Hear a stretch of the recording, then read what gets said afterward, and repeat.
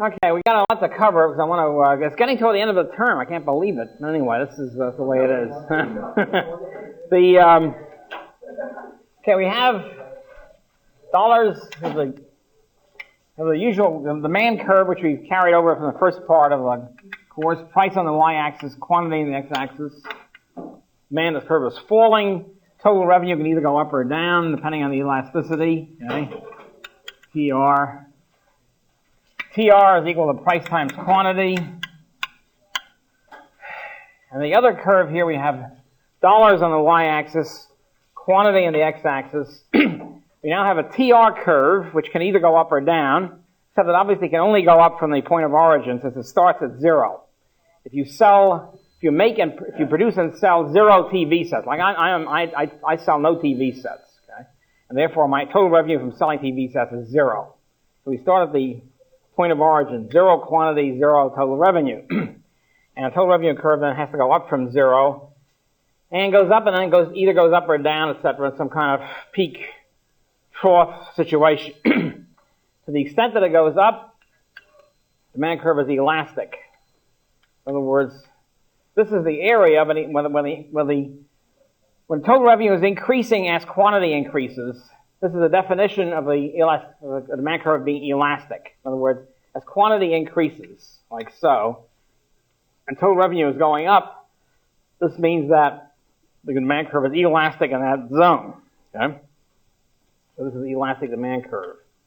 Then as it goes down, the definition of that is the demand curve is inelastic. In other words, as the quantity goes up, we now get in a situation where total revenue declines. And so, let's say here, as say total revenue is now less. So in that situation, we have an inelastic demand curve, and that goes up again. Elastic, and then inelastic. Now in the textbook, as I mentioned last time, all these problems are resolved because they're just one peak. In other words, the total revenue curve is drawn like this. And so in that situation, it's very easy. It's elastic here, and then it becomes inelastic. But it doesn't have to be only one peak. It could be several peaks. So I'm drawing it this way to show that in real life, it can be multi-peak. Okay, so you have the total revenue curve, which goes like that, meaning you don't know whether it's going up or down at any given moment. Could be either way. The total cost curve, which I went through last time, is always going up. Total cost curve starts off at 0, the point of origin, regardless of what the book says. In other words, if I am producing no TV sets, I produce no TV sets, I sell no TV sets, therefore my cost incurred in producing TV sets is 0.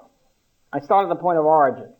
All the rest of the stuff is purely short run. In other words, if I happen to be on a Motorola producing TV and I'm retooling for 6 months because the TV sets aren't selling, I might be having fixed costs. But there really are no fixed costs in any sort of long run sense. Okay?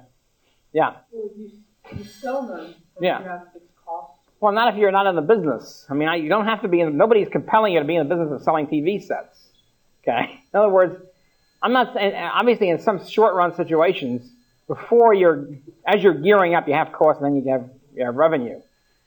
But there's nothing to compel you in the long run to stay in business if you're not selling anything. In other words, the point is that there are no fixed costs after a short run. There's short run fixed costs, but there are no real fixed costs in any real, philosophic sense, so to speak.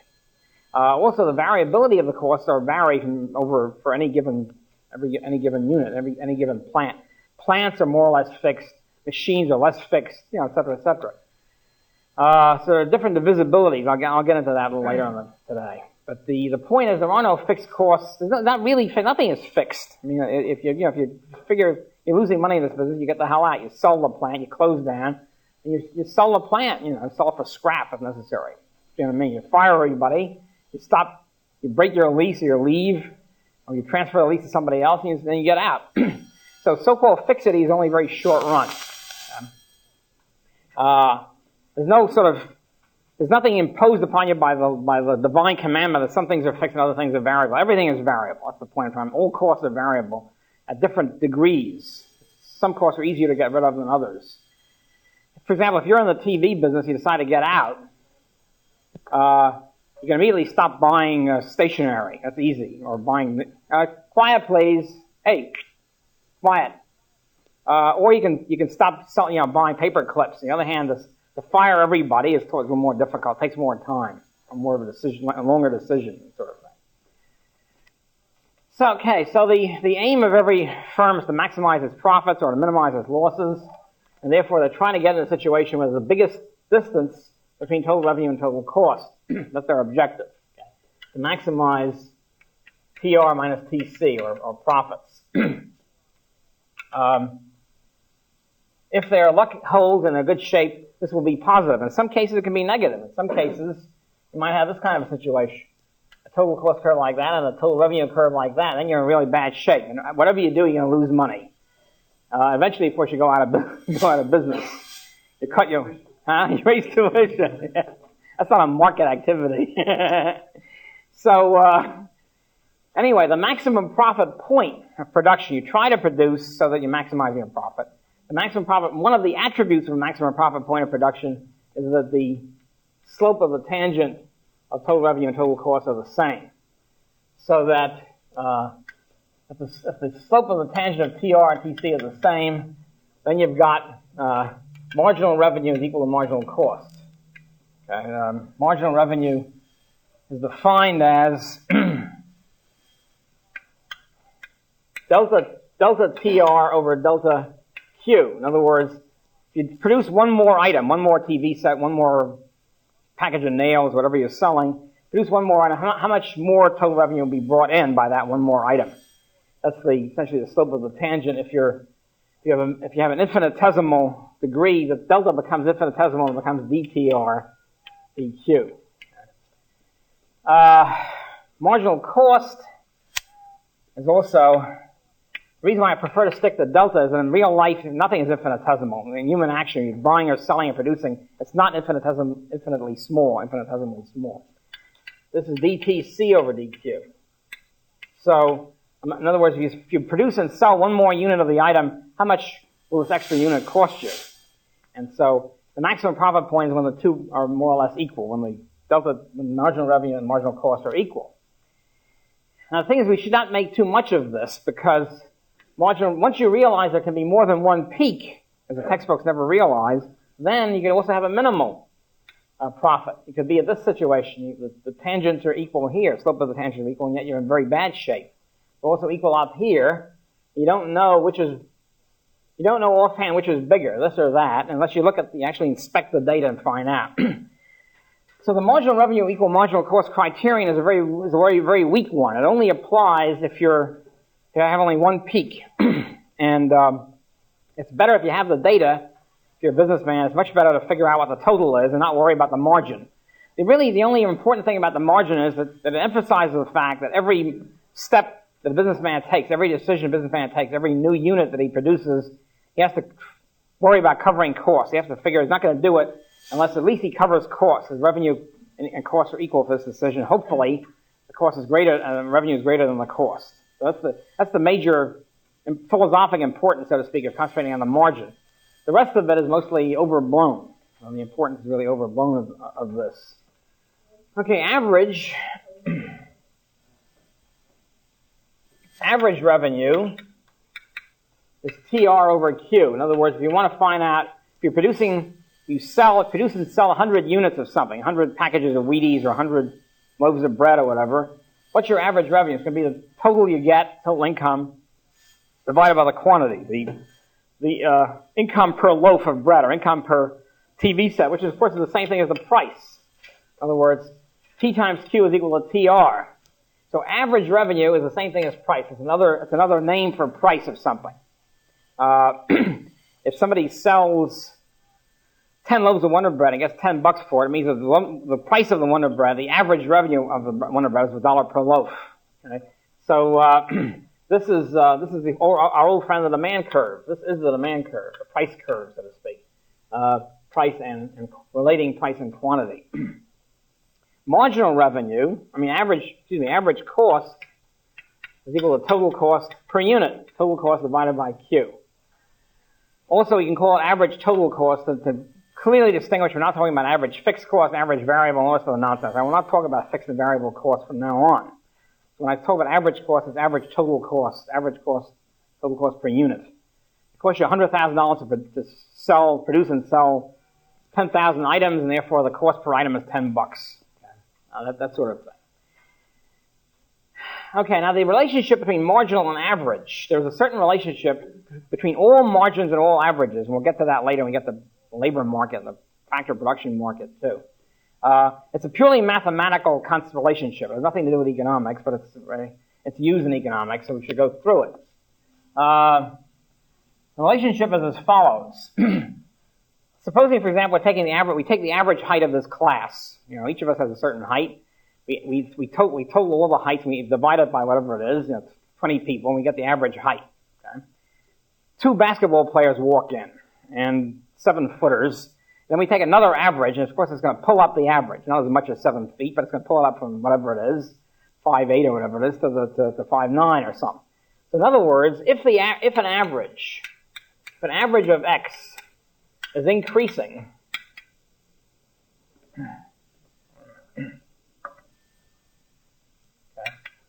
then the marginal X is higher than the average. An average of X. In other words, if you see an average is increasing, like the average height of the class increases from now to a half hour from now, it means that new people coming in are higher than the average. Okay? That's why the average is going up. In other words, the increased margin pulls the average up. So if you have an average of anything, it applies not just to height, it applies to anything. Average income, average weight, average whatever, intelligence quotient, whatever it happens to be. If the average is going up, that means that the marginal of the thing, average of X, the marginal of X is higher than the average, whatever it is. On the other hand, the same thing applies the other direction, and all these laws are symmetrical. If we take the average height and 2 midgets walk in, 2 4-footers, it's going to pull down the average. Okay? So it means that the average of something is decreasing. The average of X is decreasing. Then this means that then the marginal of X is less than the average of X. Okay? Might as well make this greater than here. Make this symmetrical. So in other words, if you see an average of something decreasing, it means that the margin is pulling down the average. These 2 midgets or 3 midgets, whatever it is, are pulling down the class average in height.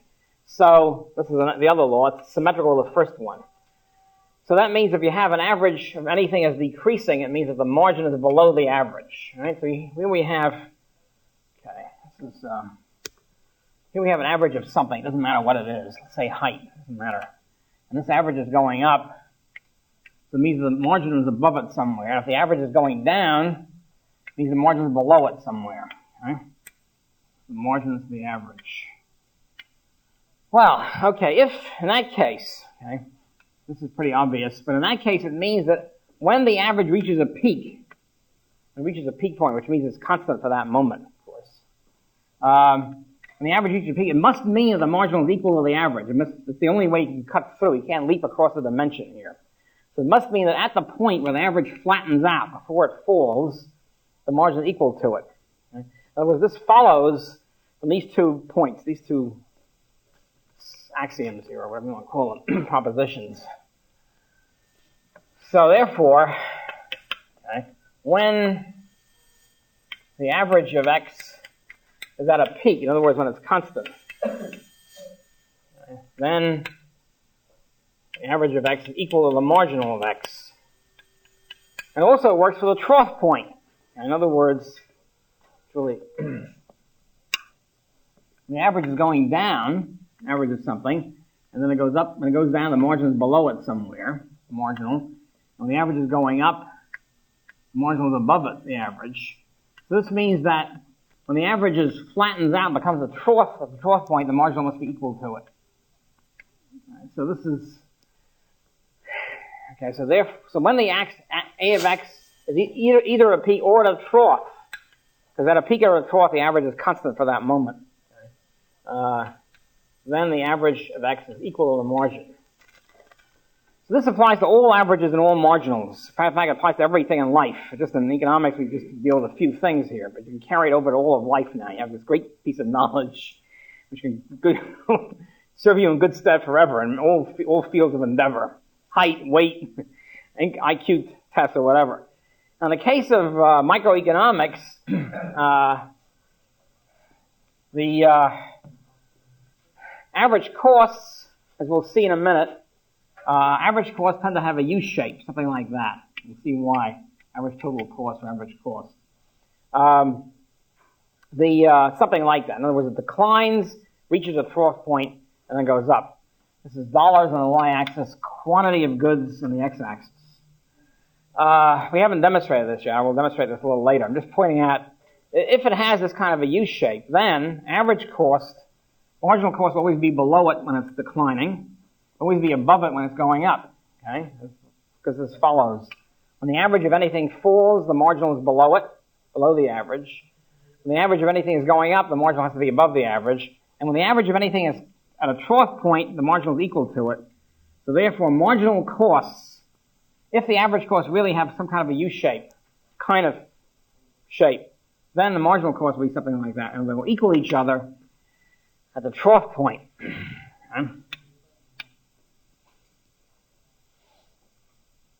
For revenue, it's a little bit different because since the demand curve is always falling, okay, therefore demand is equal to average revenue. So the average revenue is always falling. There's no such thing as a rising average revenue curve. Okay, so this is dollar. And so the marginal revenue will always be below it. In other words, since the average revenue is always falling, it means the marginal revenue is always below it. And it will be like this, as a matter of fact. And eventually it will hit the x-axis, for that matter. Keep going like that. So this accounts for the shape of the marginal curves in the book. In other words, given the average curve, the demand curve is always falling, that sets that. So the marginal curve is always falling, and will always be below it and will actually fall more steeply. You could say that. And if the average curve is U-shaped, and I haven't demonstrated that yet, then the marginal curve will be something like that, intersecting at the trough point.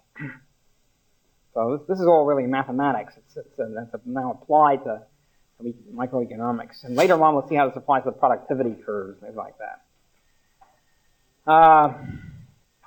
Okay, let's get to the average cost curve then, why it's U-shaped or whatever. When you think of economy of large-scale production, those of you who have balked at the idea of the total cost curve is always going up, and you say, no, but total cost, how about an automobile plant? Isn't it less costly to have a large-scale production? It's true, but it's for average costs that you're talking about, average total costs. Okay, let's look at the average cost curve. It's not as simple as you might think. Why it is something like U-shape. Now we get to some more philosophic mathematics, so to speak. This is philosophy of life for the mathematics applied to it. We have in real life, so to speak, the law of cause and effect, which essentially says, given the causal factors, given a certain quantity of causal factors, it will yield a certain result, a certain effect. Okay? And this cause and effect relationship can be replicated at any time or place. Okay? In other words, you can set side by side, you can produce whatever it is, you can produce copper sulfate in a certain way, you can produce the same copper sulfate, next week or 2 blocks away, and so forth and so on. So this is a basic law of life, that equal causes yield equal effects. That they have a natural law situation. It's called natural law of nature, natural law situation. Okay, we can express this. We can express this natural law situation in production by a mathematical formula, by a generalized mathematical formula called the production function. It's a very general law, but it expresses certain basic truths. When a production function says it says as follows: given, it applies to all production of anything. It really applies to any kind of action, for that matter, any kind of quantitative action of any sort. I mean, to buy a sandwich, you have to do certain things. You have to go downstairs. You have to go to Michelangelo's. You have to get the sandwich and all that sort of thing. Pay a certain amount of money. You leave that out. It's a physical production function. What you're saying is this: to produce anything, you need certain end factors of production. You need a certain amount of labor, land, capital, certain types, and so forth and so on. A certain quantity of each factor X, okay? A certain quantity alpha, whatever the quantity is, 5 of it, 3 of it, it will differ from good to good. I mean, it depends on each good and service. It depends on the technology of it. Alpha of X combined with, this is a symbol for combined with. Huh? What you say? In market service, that is Exclusive war? What, this? Combined with beta, certain quantity of Y, factor Y, combined with a certain gamma, a certain quantity of factor Z, combined with a bunch of other factors, ... will yield a certain quantity of a product. Q of, I don't know, what's Q of P? P is usually price. Let's make it R. Q of R. Okay, Q of a certain product.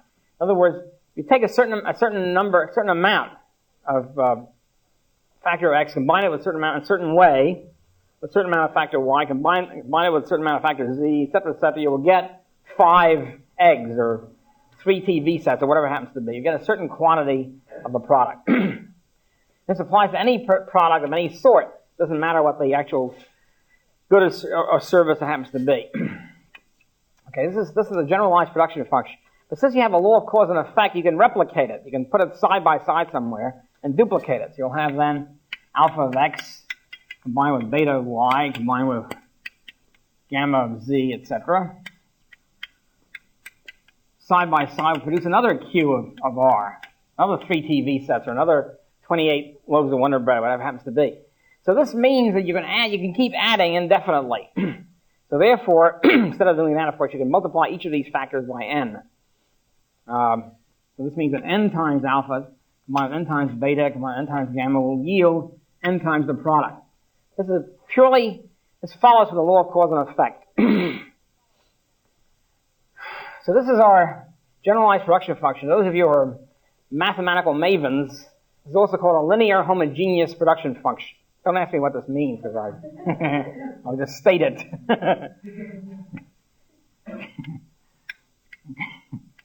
So, okay, so this means that from the physical point of view, if you're just from the point of view of physical product, physical factors or whatever, if you're a business firm now, to get back to the firm, and you're hiring factors and you're producing certain things and getting the product, this means that the average cost of everything should be constant. In other words, if to produce, produce 100 loaves of Wonder Bread, you need alpha of whatever. To produce 1,000, you need 10 times as much. And we just said this through our basic law of linear homogeneous production function. So this means that the average, therefore, cost, this is dollars, means you need 5 times as much of everything to produce 5 times of the product. So therefore, it should mean that the average cost is horizontal. Average total cost would be horizontal. And since it's obviously not horizontal, the question is how come? In other words, here we have a real problem. It obviously does not cost, if you want to produce 1 car a year, you're not going to build a $100 million automobile plant with all the equipment and grind out with 1 car, because you have an astronomical cost per car. You have a huge fixed cost in the situation. Okay. Now, of course, one thing that violates it right away, of course, is when the price goes up, as we'll see a little later on, also even more. If you keep producing more and more of this thing, grinding out many ends, in other words, producing 10 loaves of Wonder Bread, 10 cars, 100, 1,000, a million, you're going to start bidding up the demand curves of the various factors of labor.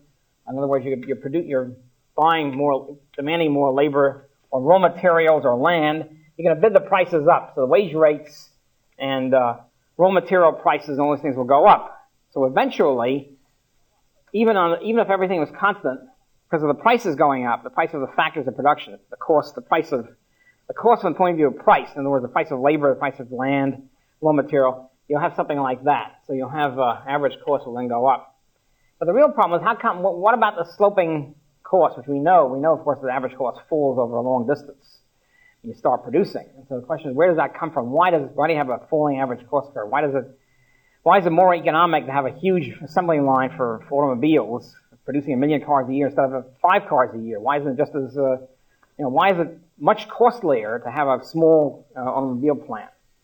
And we haven't explained that yet. So in other words, with a philosophy, we have the constant average cost curve, and then knowing that the increase in demand curve will raise the price of raw materials and labor, etc., we can explain the average cost curve going up toward the end. What we can't explain yet is why it falls in the early parts of production. Okay. So, this is the reason why it falls, allegedly violating all of this law of linear homogeneous production function. It doesn't really violate it. The problem is you can't multiply everything by n in real life. That's the problem. In other words, you can't take n times n cubed.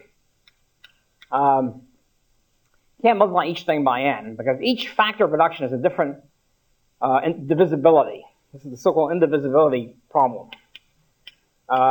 You can, for example, multiply paper clips by n. If you're increasing the production of something by tenfold, you're going to have 10 times as many paper clips. There's no problem with that.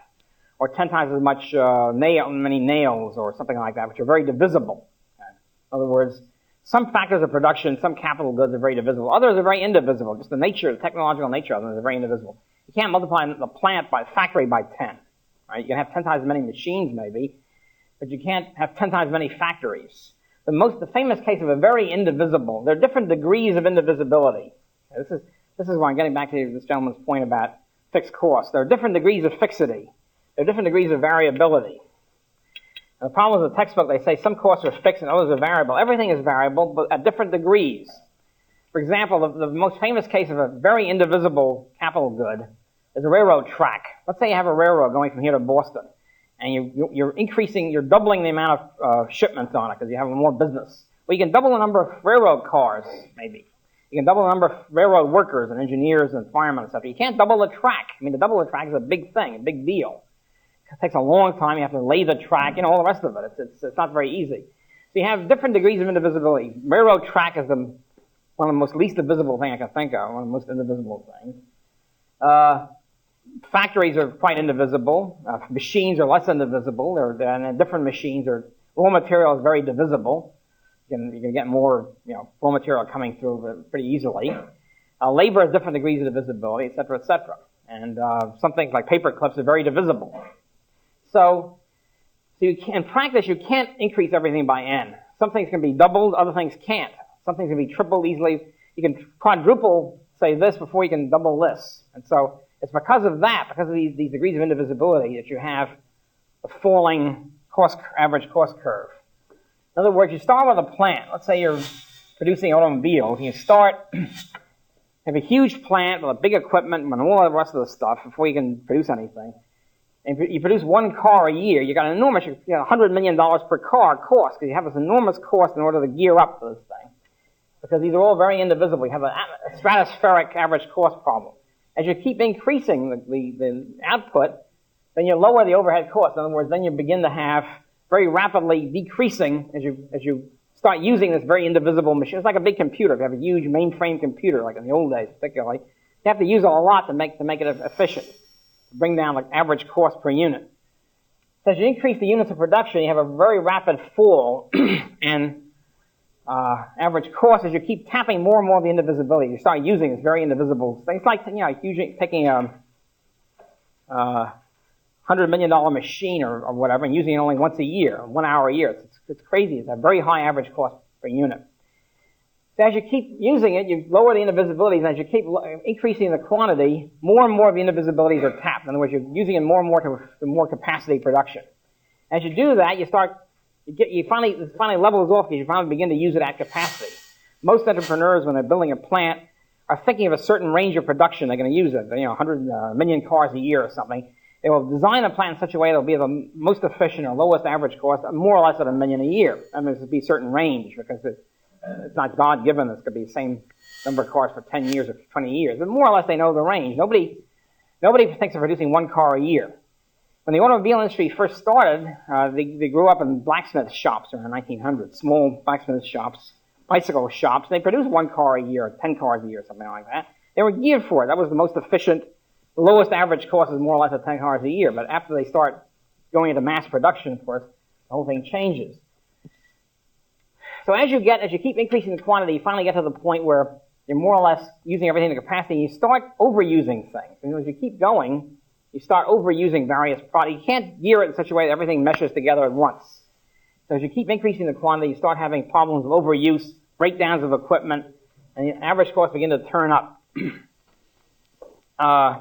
And then you have, finally, as you get big mass production, the factor enters in of increasing the price of wages and more material, etc. In other words, you have an average cost turning up because the price of the factors of production goes up. As a result of all this, you have something like a U-shaped average cost curve because of the problem of indivisibility. You have to get to the point where you're using up the indivisibilities. You're tapping using the capacity of all this fixed equipment. But there are different degrees of indivisibility. It's not just some things are fixed and other things are variable. Everything is variable except at different paces, at different rates, and so the best way to mesh them together is somewhere around here. It still is not totally meshed together because life doesn't work that way. So you have something like a U-shaped average cost curve. That's the final conclusion. And more or less, you gear it so, of course, you're usually operating around here in this area. And if you talk to a businessman, if an economist talks to a businessman about their falling average cost, they don't usually know what you're talking about because they don't think in terms of producing 1 car a year or 2 cars a year. Obviously, they're thinking in terms of producing 1 million or so. They're not geared into these kind of hypothetical situations. So most businessmen think, of course, average cost is more or less constant because they're dealing in a zone here, which is more or less in this area. As a matter of fact, probably empirically, in most situations, the average cost curve, there's nothing that says it has to be U-shaped. All we know is it starts off very high, it declines, it reaches a trough point, and then goes up again. And so usually empirically, it's generally something like this, goes down like this, and there's a plateau, and then it goes up. So most businessmen think of their average cost as constant because they're dealing, of course, in practical reality in this plateau area. They don't deal in the areas where they start having big increases in costs or areas where they're only producing 5 cars a year or something. So more or less you have this plateau situation. And in this situation, of course, marginal costs will be somewhere below it. When average costs are falling, marginal costs are below it, usually around here somewhere, around there. Marginal costs will be higher here, and of course they'll intersect at the trough point. And again, too much is made of this in the textbook. They think, well, boy, this is a great thing. You have to worry about the intersection. But basically, the point is that this marginal costs are set once you give an average cost. And in this situation here, where there's a plateau, marginal costs, of course, will be identical with average costs in this whole range. You have something like that, marginal costs like this, up like that, like that. So this is why most businessmen, if they talk about marginal costs and average costs at all, which they usually don't, they say, well, it's all constant, it's all equal. And it is for them, in the zone of practicality, it is equal. I mean, because this is the region they're dealing with 99% of the time. Okay, so this is basically the average cost, marginal cost shtick. It's of some use, certainly. The idea of indivisibilities is important. The average cost curve falling and then being constant and then going up again. And the idea of marginality is important as an idea of focusing on the fact that businessmen are interested in each decision. They want to make a profit on each decision, or at least not make losses in any given decision they're making during the course of the year. Now we take the maximum profit point, or the maximum profit diagram. Remember in our total curve, where the total revenue is like that, and total cost is like that, and this, let's say, this is the maximum profit. In other words, businessmen, if they know the curves, which is a very big if, will tend to produce at this point, where the maximum profit is at the maximum. Transposing that to the average marginal curve, we have then the demand curve is like this, let's say, something like that. And here's the average cost curve and then whatever. And in this case, the marginal revenue curve will be like this. And the marginal cost curve will come up like that. And remember that given the various assumptions, given a one-peak curve, okay, forgetting about multi-peaks, given a one-peak curve, and given this diagram, you can't automatically see what the maximum profit point is. You can in this diagram. Pretty obvious, this is the maximum profit point. If you're given only this diagram, the only way you can figure out the maximum profit point is by taking marginal revenue equal marginal cost as the criterion. In other words, this point right here. This will be the point of maximum profit for the firm given these curves, given the situation. In other words, at this point, see, this is this point of production. Let's say this is 1,000 widgets or whatever. At that point, this is where marginal revenue and marginal cost are equal, the only point where they're equal. At that point, the total profit will be the following. Total profit, it will be average revenue times Q, or price times quant Q, right? Total revenue.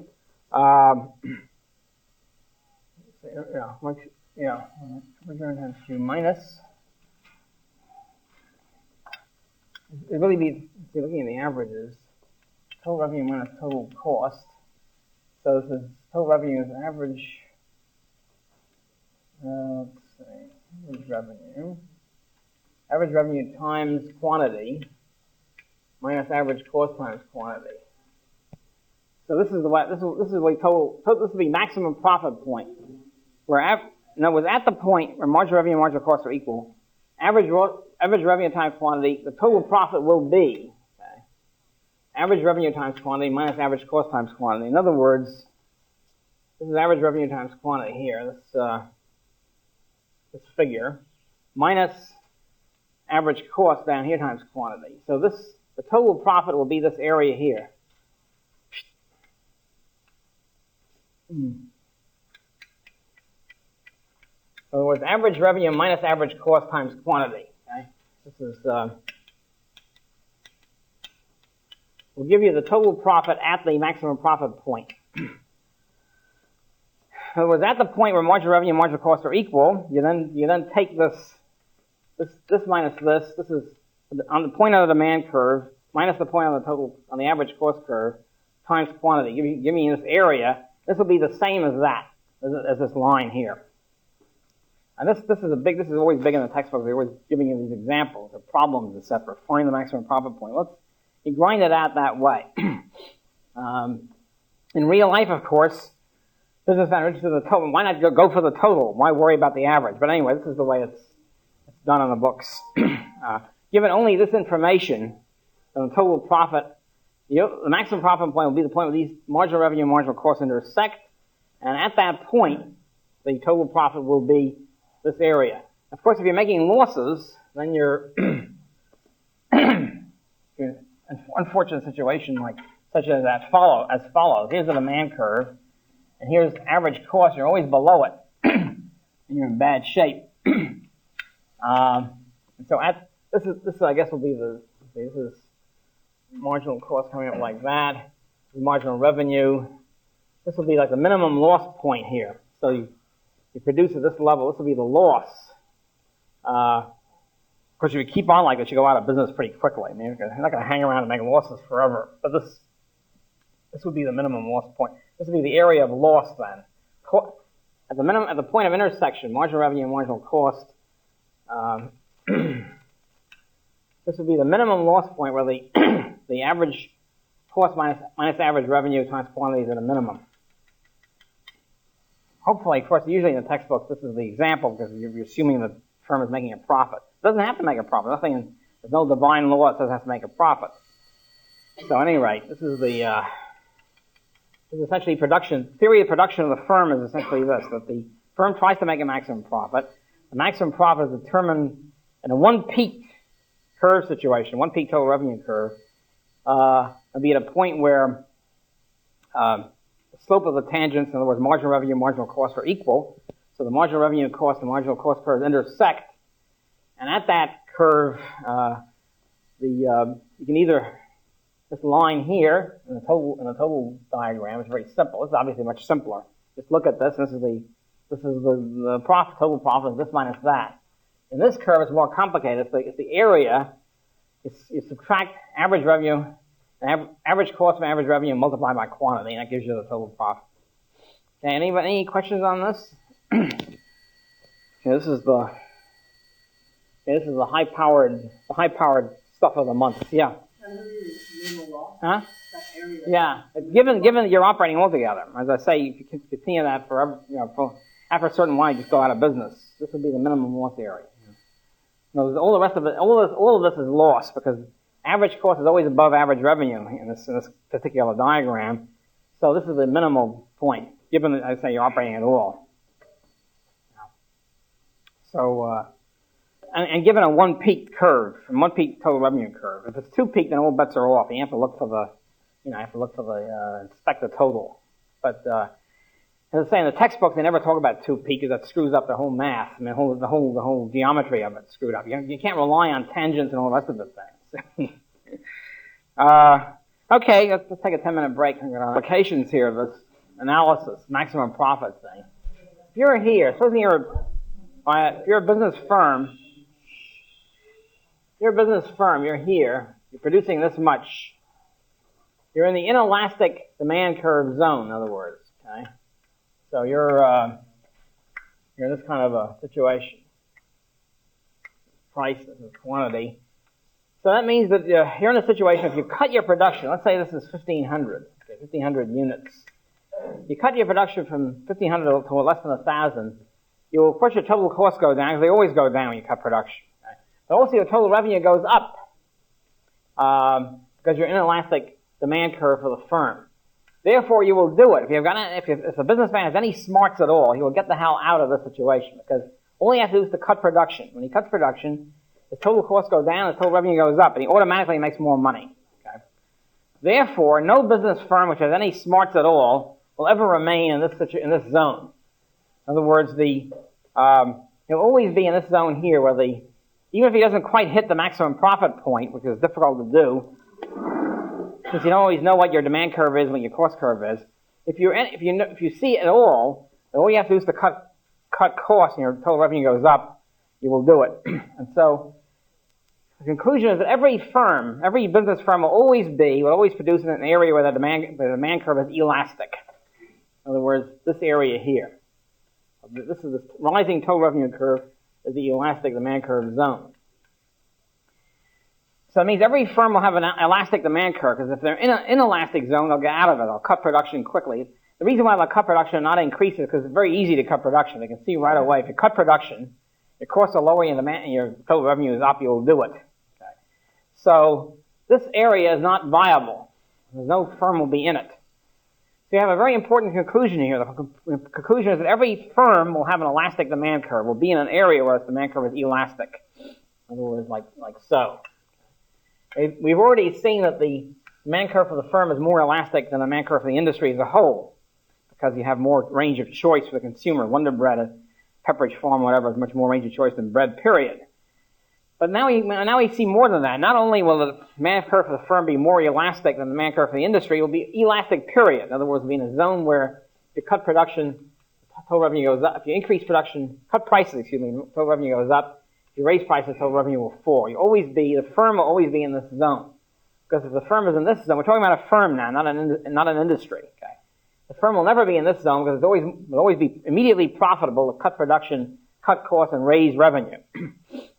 No firm will, given any smarts at all, will be in a situation where they're losing money by producing more. Okay, so every firm will have an elastic demand curve. Okay. Now this really covers the theory of costs and demand. We now get to the whole area of monopoly and competition, and I'm going to say it's going to be much shorter than the stuff in the book. We'll deal with some case studies, of course, but basically, the problem with textbook microeconomics is in the 1930s they erected a so-called ideal, which they've been getting away from ever since. I mean, the micro techs are much better now than they were 50 years ago. They still have not thrown over this alleged ideal system. The alleged ideal system, well, look at it this way. And the situation where this is a firm now. demand curve for the firm. We've seen the demand curve for the firm as elastic. It has to be elastic in any for any firm which is trying to maximize its profits. According to the theory of so-called perfect or pure competition, notice the names perfect and pure. It's a value-loaded terminology. Although the economists claim to be value-free and non-emotive, perfect sounds good. I mean, if you say a situation is perfect or pure, it implies that it's a good situation. It's better to be perfect than imperfect. It's better to be pure than impure. Perfect competition or pure competition is defined as a situation where the demand curve for the firm is horizontal.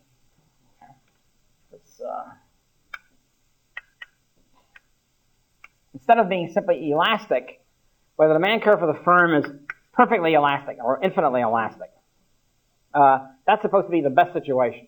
Why it's the best, we'll go into a little later. To say it's unrealistic is putting it mildly, since it never exists.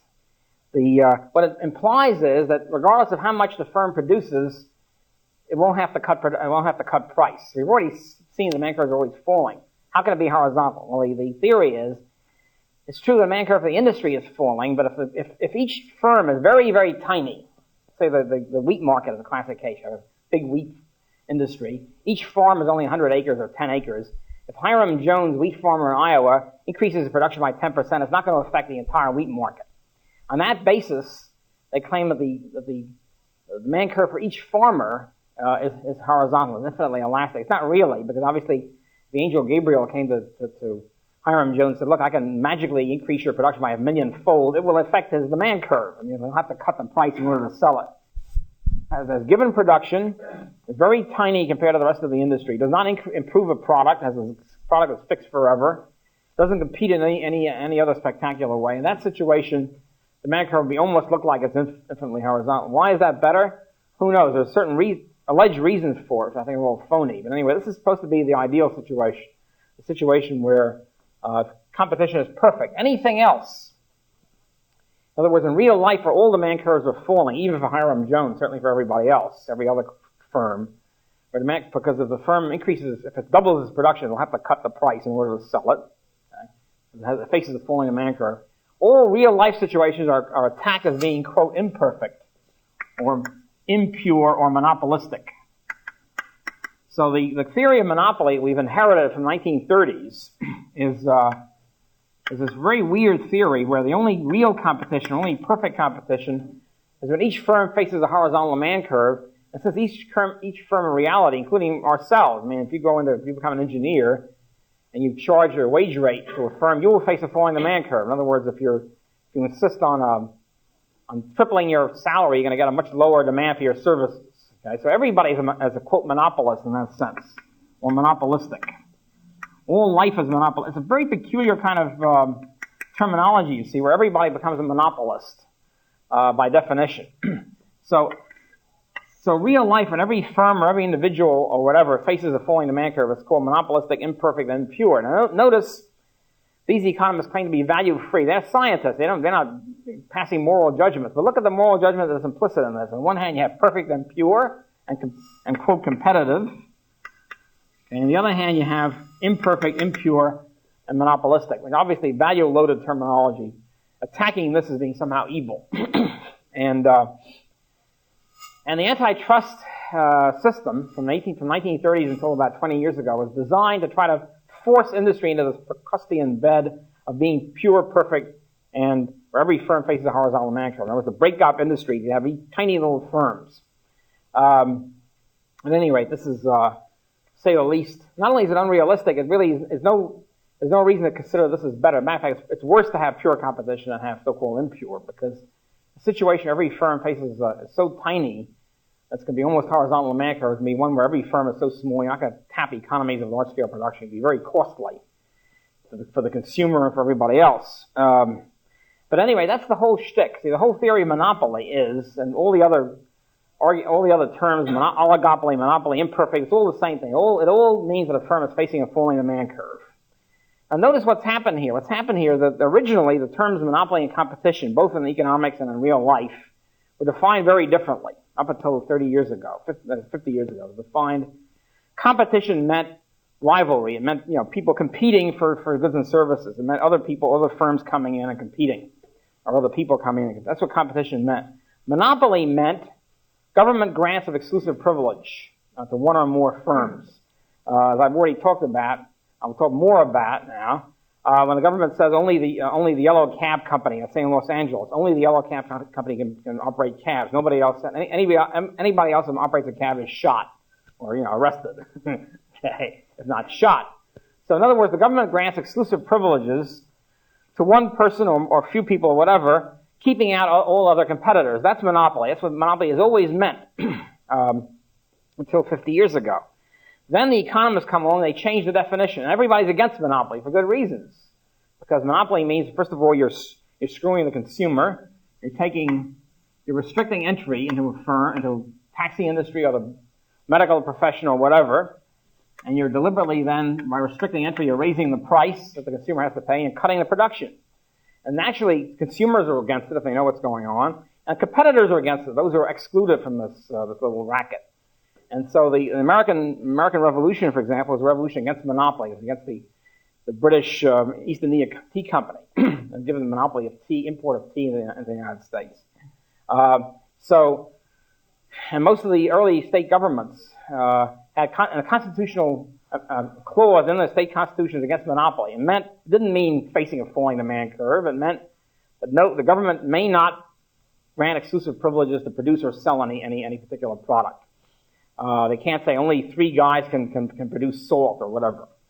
So it was for good reason why most of the people are against monopoly. And then what these people did, the economists did, was they changed the definition of the term monopoly to mean not a grant of privilege by the government, but facing a falling demand curve, which everybody faces. It means everybody's an evil monopolist, you see, and this changes the whole meaning of the discussion. The competition became not competing for products or making better products or making it cheaper or whatever. Competition meant a horizontal demand curve. It meant not being able to affect your price regardless of how much production you make. It's very weird, and yet this conquered the economics profession. At the same time when Keynesianism and macroeconomics also conquered it, it took about 50 years to get rid of Keynesianism or to roll it back. It's taken about the same amount of time to roll back the perfect competition doctrine. And it's been rolled back a lot in the last 50 years, but not enough, of course. Anyway, I'll now hand out the papers, the exams, shift to that. You all did spectacularly well, almost too well.